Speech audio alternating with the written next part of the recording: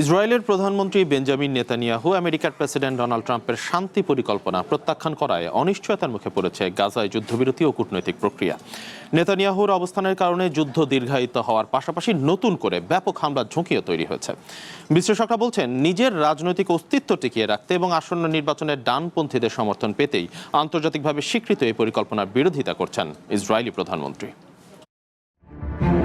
গাজায় যুদ্ধ বন্ধ আর পরবর্তী রাজনৈতিক ব্যবস্থা নিয়ে আমেরিকার তৈরি 15 দফার শান্তি পরিকল্পনা, যেখানে ছিল ধাপে ধাপে যুদ্ধবিরতি, সেনা প্রত্যাহার আর ফিলিস্তিনি টেকনোক্র্যাটদের হাতে ক্ষমতা হস্তান্তরের প্রস্তাব। কিন্তু এই পরিকল্পনার মূল শর্তেই ভেটো দিয়েছেন ইসরায়েলি প্রধানমন্ত্রী বেঞ্জামিন নেতানিয়াহু।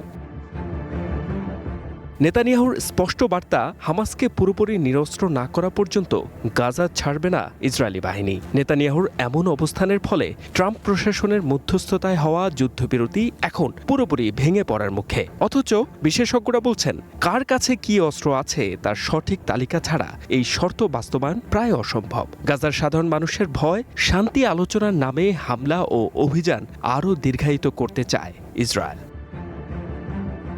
মূলত গাজাকে বসবাসের অযোগ্য করে ফিলিস্তিনিদের জোরপূর্বক বাস্তুচ্যুত করতেই এই কৌশল নিয়েছেন নেতানিয়াহু। যুদ্ধবিরতির আলোচনার মধ্যেও গাজার প্রায় 70% এলাকা নিজেদের নিয়ন্ত্রণে রেখেছে ইসরায়েল। তথাকথিত ইয়েলো লাইন বা সামরিক জোনের কারণে গৃহহীন মানুষের বেঁচে থাকা এখন আরও কঠিন। এদিকে অনাহার আর সংঘাতের মুখে ফিলিস্তিনিদের জোর করে বাস্তুচ্যুত করা কোনোভাবেই মেনে নেওয়া হবে না বলে হুঁশিয়ার করেছে মিশর।